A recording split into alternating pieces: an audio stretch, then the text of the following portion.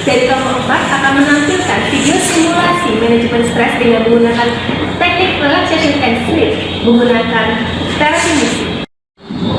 Stres dapat melanda siapa saja dan kapan saja. Dan salah satu terapi yang dapat digunakan untuk manajemen stres adalah dengan menggunakan relaxation and sleep. Teknik yang sering kali digunakan yaitu adalah dengan terapi musik. Musik dipercaya sebagai materi yang dapat merubah fungsi kognitif, fungsi ingatan, fungsi otak, dan juga emosi. Musik sebagai terapi berperan sebagai salah satu teknik relaksasi untuk memperbaiki, memelihara, mengembangkan mental, fisik, dan juga kesehatan emosi. Baik, guru kita ini adalah video peragaan manajemen stres menggunakan teknik terapi musik. Selamat menyaksikan.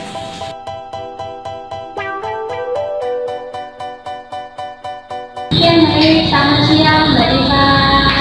Ya, sesuai dengan perjanjian kita kemarin bahwa hari ini kita akan melakukan terapi musik. Ya, baik Mbak Eva. Gimana kabarnya hari ini, Mbak Eva? Masih sulit tidur ya, masih terbaik dengan masalah yang sudah kita bicarakan kemarin. Oke, baik Mbak Eva. Sebelumnya saya akan jelaskan apa itu pembelajaran terapi musik. Terapi musik adalah suatu semacam salah satu teknik relaksasi yang dimana nanti Mbak Eva akan saya perdengarkan salah satu musik. Nanti Mbak Eva memilih musiknya, Mbak Eva suka musik yang mana. Setelah itu setelah Mbak Eva memilih, kemudian nanti akan saya perdengarkan kurang lebih selama 45 sampai dengan 60 menit. Seperti itu. Nanti saat Mbak Eva mendengarkan musik, tolong dilengkapi dengan cara baru. Begitu Mbak Eva. Apakah ada yang ingin ditanyakan? Iya, dan ya, sambil tenangkan pikirannya nanti ikuti arahan yang saya sampaikan pada saat Mbak Eva melakukan terapi musik tadi. Oke, baik Mbak Eva. Jadi setelah itu ada lagi yang mau ditanyakan? Tidak ada? Oke, bagaimana sekarang? Ada tulisan yang lain tidak? Seperti itu nanti saya ya, nanti ya.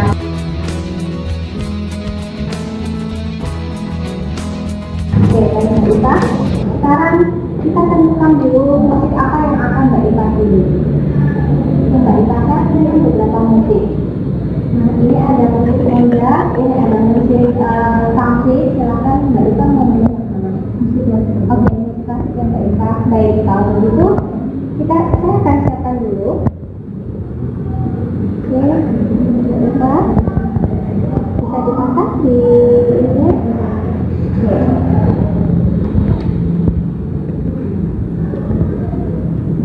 Dan Mbak Eva sangat suka dengan musik klasik? Suka ya? Pernah mendengarkan sebelumnya? Belum pernah ya, baik. Selama nanti pelaksanaan terapi, tolong tidak ada handphone, tidak ada apapun, Mbak Eva benar-benar meresapi musiknya. Dan Mbak Eva ketika misalkan nanti dirasa ada ingin ke belakang ataupun apa selama pelaksanaan proses terapi, silakan Mbak Eva asingkan langsung saja dan tapi saya hentikan. Nah, baik Mbak Eva, paham ya? Oke, baik Mbak Eva, pejamkan mata, kemudian tarik nafas dalam 3 kali, tarik nafas dalam, hembuskan, tarik nafas dalam, hembuskan. Jadi satu lagi tarik nafas, hembuskan. Baik, kita mulai mendengarkan musiknya.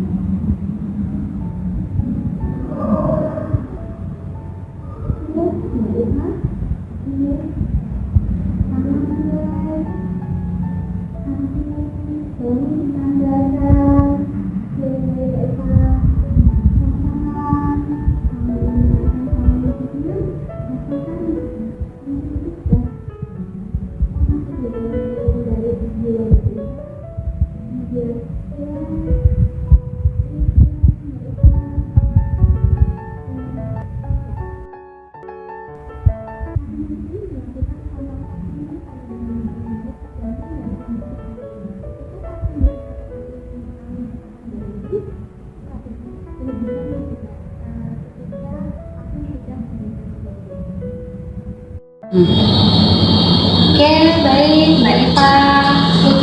Saya rasa 2, 3, dibuka matanya perlahan. Oke, tarik nafas. Hembuskan. Oke, tarik nafas lagi Mbak. Hembuskan. Dan sekali lagi, tarik nafas lagi. Hembuskan. Oke. Saya hentikan. Silahkan dibuka websitenya.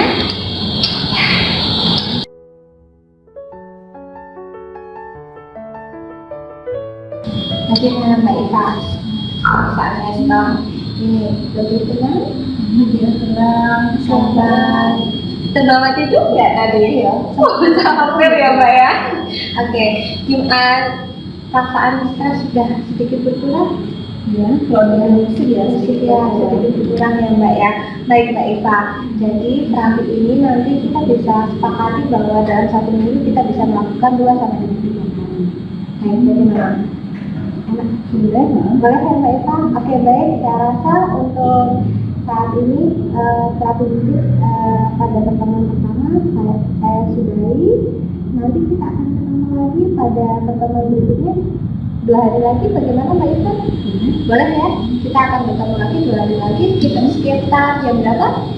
Seperti hari ini ya, sekitar jam 2 ya. Jadi setelah Mbak Eva pulang dari kantor bisa langsung menemui saya kembali dan kita akan mendengarkan musik kembali. Seperti itu. Baik Mbak Eva, saya rasa cukup pertemuan kita kali ini. Saya minta maaf selama pemberian kelas terapi jika ada yang salah sama saya. Baik Mbak Eva, terima kasih. Selamat siang.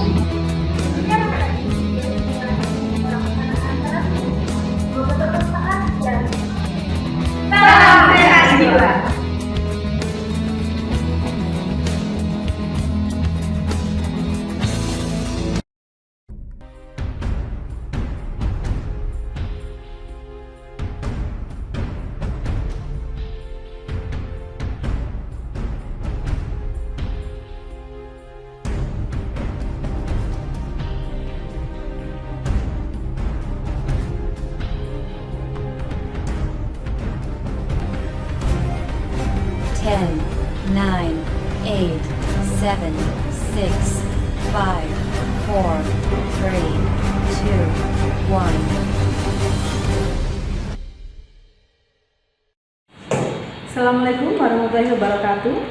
Kami dari kelompok 4 akan menampilkan video terkait dengan manajemen stres, di mana video tersebut akan menampilkan tentang rekonstruksi kognitif. Berikut videonya dan semoga bermanfaat buat kita semua. Setiap individu pernah mengalami stres. Stres adalah respon non-spesifik yang dialami masing-masing atau setiap individu terhadap suatu ancaman atau suatu tuntutan yang ada di sekitar lingkungannya. Nah, salah satu manajemen stres adalah dengan menggunakan teknik perception-based strategies. Teknik ini merupakan penanganan strategis di mana cara penanganannya dengan menggunakan persepsi dari individu itu sendiri. Salah satu teknik dalam perception-based strategies adalah cognitive restructuring. Cognitive restructuring atau restrukturisasi kognitif merupakan teknik self-talk untuk mengubah reaksi emosional dan berlaku menuju hasil yang lebih baik. Restrukturisasi kognitif bertujuan untuk membantu mengubah pemikiran atau distorsi negatif menjadi pemikiran yang lebih positif oleh masing-masing individu yang mengalami stres. Untuk pelaksanaan cognitive restructuring ada 7 langkah. Yang pertama adalah mengidentifikasi situasi, langkah yang kedua adalah menganalisis suasana hati, langkah yang ketiga adalah mengidentifikasi pikiran otomatis, langkah yang keempat menemukan bukti pendukung yang objektif, langkah yang kelima menemukan tujuan bukti yang bertentangan, langkah yang keenam mengidentifikasi pikiran yang adil dan seimbang, dan langkah yang terakhir adalah memantau suasana hati. Berikut pelaksanaan dari restructuring kognitif.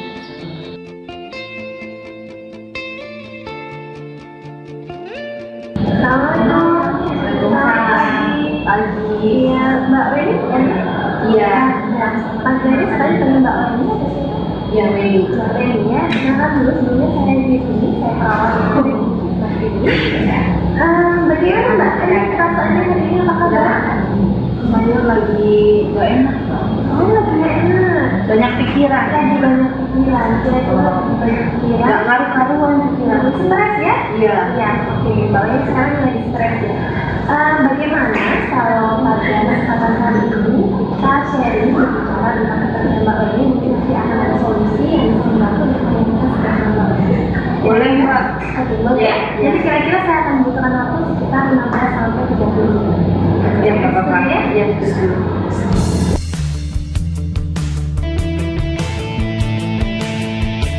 Mbak Uli dulu. Tadi Mbak Uli cerita katanya lagi pikiran. Ya banyak pikiran. Apa yang sedang terjadi sehingga membuat Mbak Uli menjadi banyak pikiran. Gini loh Mbak, saya itu sebentar lagi kan mau sidang tesis Mbak. Ya bentar lagi kuliahnya mau selesai, saya kan mahasiswa. Nah itu saya mikirin itu terus gimana nanti saya kalau sidang nanti bisa nggak. Jadi sekarang memang situasinya lagi ini ya, mau tesis, lagi khawatir tentang itu ya. Ya. Oke, baik begini. Di sini ada buku. Nanti saya minta kalau Mbak Uli untuk hal-hal yang dibutuhkan, hal-hal yang dirasakan dan dicemaskan, nanti kita buat daftar di situ. Ya. Jadi sekarang kita akan buat daftar pikiran-pikiran atau kekhawatiran yang dirasakan Mbak Uli yang membuat Mbak Uli menulis. Ya. Jadi tadi disebutkan mau menghadapi tesis. Iya. Boleh sekarang ditulis. Saya juga akan menulis.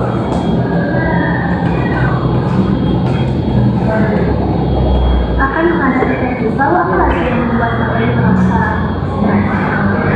Ya nanti kan apa ya?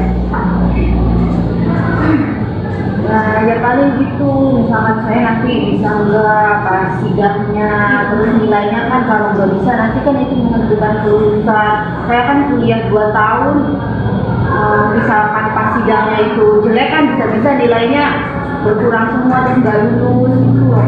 Ada ketakutan, Ya. ada ketakutan, ada kekhawatiran, cemas atau begitu. Ya saya itu ya mikirin itu terus, ya cemas sih. Nah, jadi perasaannya sekarang sudah cemas, sudah gelisah karena ada stres itu tadi ya. Iya. Karena tesis, takut dari mana sidangnya, gitu. Oke, silakan dilanjutkan.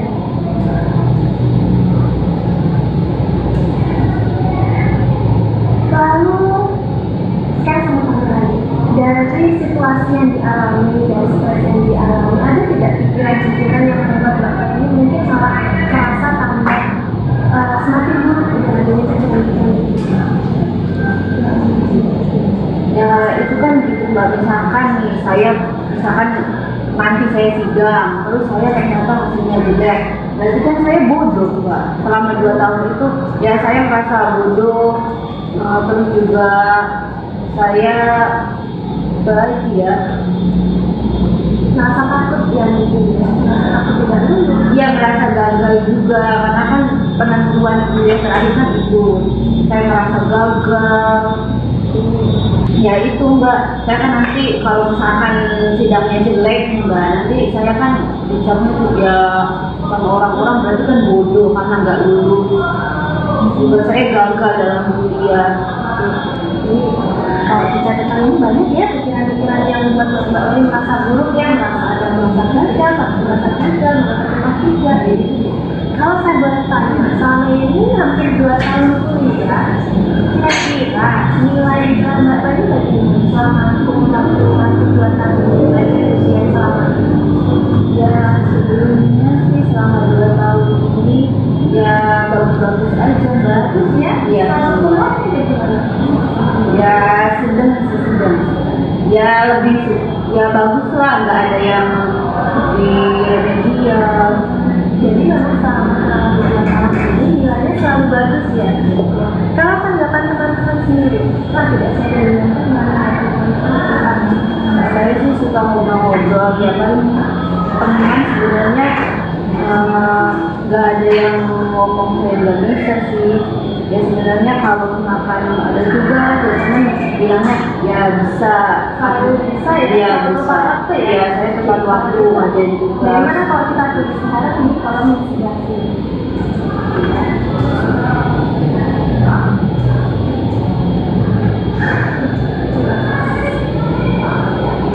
Jadi Mbak Len ini selama kurang lebih 2 tahun nilainya selalu baik. tugas selalu tepat waktu, terus menurut teman-teman Mbak Uli juga bukan orang yang mungkin tidak bisa, tapi memang selalu bisa dalam menghadapi ujian dan tugas selama ini ya. Jadi selanjutnya, lalu selama ini keseharian Mbak Uli sudah lakukan untuk menghadapi sidang dan tes itu apa saja? Banyak Bu. Pertama, saya kan penelitian saya ini bagus, terus juga saya latihan tiap hari supaya sidang itu ya tampil dengan maksimal. Kemudian saya selama ini belajar terus mengenai materi-materi nanti yang diujikan. Oke, sekarang baru sudah menjadikan itu tadi kan sudah termasuk hal positif yang sudah dilakukan loh ya. Tadi Mbak sudah latihan, sudah melakukan penelitian dengan baik, sudah ada presentasi, membuat presentasi dengan baik. Nah, coba sekarang kita bandingkan dengan hal-hal atau pikiran-pikiran yang Mbak ini membuat Mbak ini cemas tadi ya. Tadi ada tadi Mbak ini mengatakan Gagal dalam ujian. Terus kalau gagal ujiannya nanti banyak teman yang mengucap saya bodoh, terus saya juga gagal nanti di depan komisi ujian. Kalau gitu saya kita bandingkan dengan hal yang positif yang sudah Mbak Wan lakukan. Kira-kira nih kalau kita bandingkan bagaimana? Coba. Tadi Mbak Wan nanya tiap semester nilainya bagus, Tugas selalu selesai dengan baik. Teman-teman selalu mendukung Mbak Wan. Mbak Wan juga melakukan persiapan dengan maksimal. Kira nih kalau kita persiapkan kalau kita bandingkan bisa tidak Mbak Wan melakukan sidang ya sebenarnya kalau melihat yang sudah saya lakukan kan banyak yang baru belajar terus ya saya bisa sih Mbak bisa melakukan nanti sidang itu dengan baik. Ya Bu ya, ternyata ini itu cuma pikiran saya aja, kecemasan saya menghadapi sidang, padahal kan selama ini saya sudah belajar, kemudian penelitian saya juga sudah bagus, ya banyak yang usaha yang sudah saya lakukan, mudah-mudahan ya pasti hasilnya nanti pas sidang juga saya bisa melakukannya dengan maksimal. Iya, baik. Kalau gitu Mbak Uli sekarang sudah berubah ya pikirannya dan kecemasannya yang takut gagal sidang, dengan hal yang sudah dilakukan, saat ini kesempatan itu sudah dapat dilakukan.